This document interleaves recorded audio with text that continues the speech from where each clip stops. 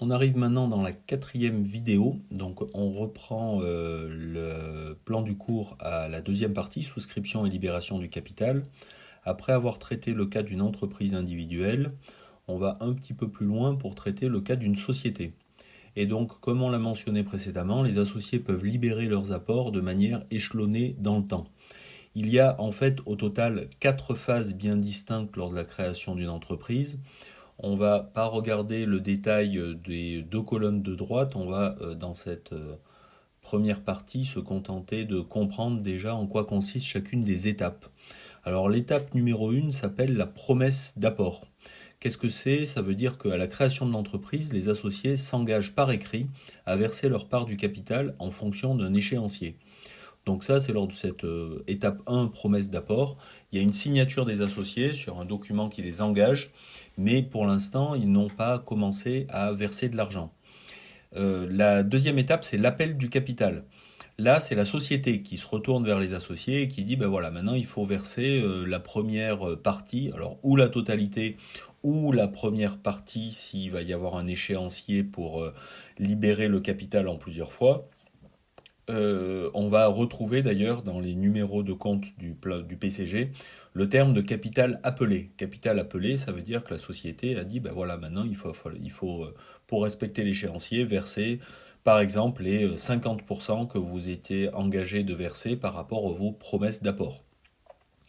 Donc tout le capital n'est pas forcément appelé le jour de la constitution de la société. Troisième étape, la libération du capital. Alors là, c'est le versement effectif par les associés de l'argent ou l'apport par ceux qui ont fait des apports en nature, des immobilisations correspondantes à la société. Donc il y a d'abord l'appel de la société aux actionnaires et lorsque les actionnaires s'exécutent, on appelle ça la libération du capital. La libération du capital peut donc, comme les appels, être réalisée en plusieurs fois. Une fois qu'on aura libéré la totalité du capital, c'est-à-dire que les associés ou les actionnaires auront versé la totalité de ce qu'ils ont promis d'apporter dans l'étape 1, on va passer à l'étape 4 que l'on appelle la constatation du capital social. On va voir qu'on va utiliser dans toutes les étapes 1 à 3 des comptes 101 quelque chose, on va utiliser des comptes en quatrième position. Lorsqu'on arrive à cette dernière étape, on ne va plus être intéressé par la quatrième position sur des comptes de capitaux sociaux et on ne va regarder que le compte 101 qui va contenir cette fois la totalité du capital social. Alors pour expliquer cela de manière peut-être un peu plus parlante, on va passer à un exercice. Donc dans un exemple, on a une société anonyme qui est constituée le 16 octobre avec un capital de 300 000 euros. Il y a deux types d'apports. Il y a des apports en nature, c'est-à-dire que l'un des associés a apporté un matériel industriel qui a une valeur de 120 000 euros. Il reste sur ce matériel industriel un emprunt de 20 000 euros que l'associé apporte aussi à la société. Donc en fait, au total, il apporte une valeur nette de 100 000 euros. Un actif de 120 000, un passif de 20 000 euros. En net, il apporte 100 000 euros. Il y a un autre qui apporte, alors un ou plusieurs autres qui apportent des apports en numéraire, c'est-à-dire de l'argent. Le montant au total est de 200 000 euros. Il y a un versement fractionné dans le temps. Il va falloir libérer les trois quarts lors de la constitution.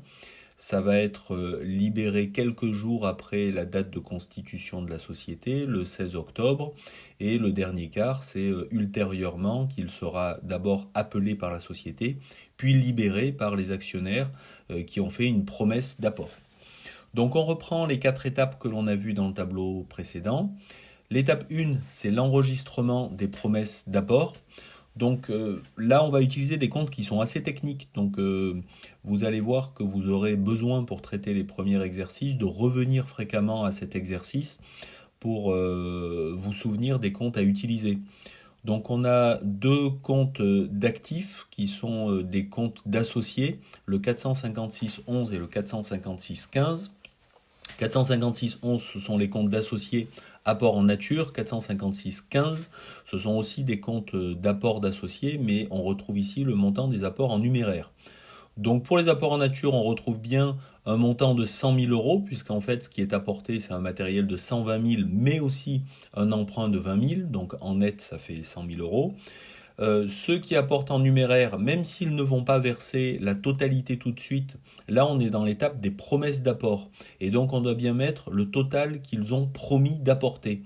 Donc même s'ils ne versent que les 3/4 des 200 000 euros lors de la création de la société, le dernier quart étant versé plus tard, il faut bien qu'on note dans la comptabilité leur engagement à hauteur de 200 000 euros. On a donc à l'actif, au débit du côté gauche, nos deux comptes d'associés. Donc c'est une créance qu'a la société, puisqu'on est du côté de l'actif. Au passif, la société va reconnaître une dette vers ses mêmes associés. Cette dette, c'est le compte capital souscrit non appelé. Donc on vient inscrire au passif de l'entreprise un capital qui a été souscrit, mais qui pour l'instant n'a pas encore été appelé. Ça veut dire qu'il n'a pas encore été versé. Et donc c'est le 101.1 qui est utilisé comme compte. Dans l'étape 2, on va réaliser l'appel du capital. Donc on a notre compte 101.1 qui est soldé. Il avait jusqu'à présent un montant de 300 000 au crédit.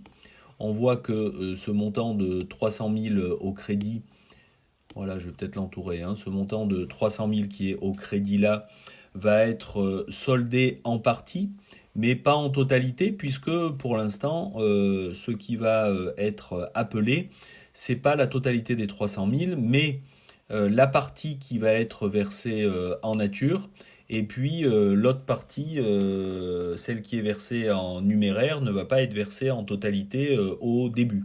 Donc pour l'instant, je ne l'indique pas ici. 250 000, c'est le montant qui est appelé par la société. On a le 101.1 qui apparaît au débit pour compenser l'écriture précédente où il apparaissait au crédit. Et on passe dans le compte suivant du capital qui est le 101.2, capital souscrit appelé non versé. Donc vous avez besoin de comprendre bien chacun des mots de ce terme pour savoir où on en est. Il a été souscrit. Les associés ont souscrit à la création de la société. Ensuite, il a été appelé, c'est-à-dire que la société a demandé aux actionnaires de s'exécuter par rapport à l'échéancier sur lequel ils s'étaient engagés.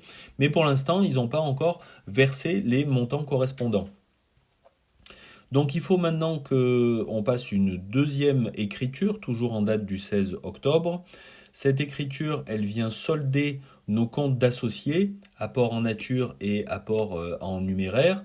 Donc ça, ce sont les comptes qu'on avait mis au débit dans l'écriture précédente. Donc on vient les solder ici. C'était des comptes de promesse d'apport. Donc on vient les solder pour dire que maintenant, on va passer à une étape suivante qui est le capital appelé mais non encore versé, 456,2. Là, il est appelé, même s'il n'est pas encore versé. Mais il y a toujours une fraction du capital à hauteur de 50 000 euros que les apporteurs en numéraire, ceux qui ont promis d'apporter de l'argent, ils ont promis d'apporter que les 3/4 à la création. Le dernier quart, ils apporteront plus tard. Et donc, sur leurs 200 000 euros, il y a 150 000 euros qui est appelé et qui va devoir donc être versé tout de suite. Et il y a 50 000 euros qui, pour l'instant, va rester sur un compte 109 actionnaire capital souscrit non appelé. Donc c'est un compte technique qu'on ne retrouve qu'ici, mais qu'il est nécessaire de connaître pour pouvoir passer les écritures correspondantes. Concrètement, dans un bilan actif, vous ferez attention, si vous regardez par exemple une IAS fiscale, tout en haut de votre bilan actif, vous verrez qu'il y a une ligne capital souscrit non appelé. C'est le montant de ce compte 109.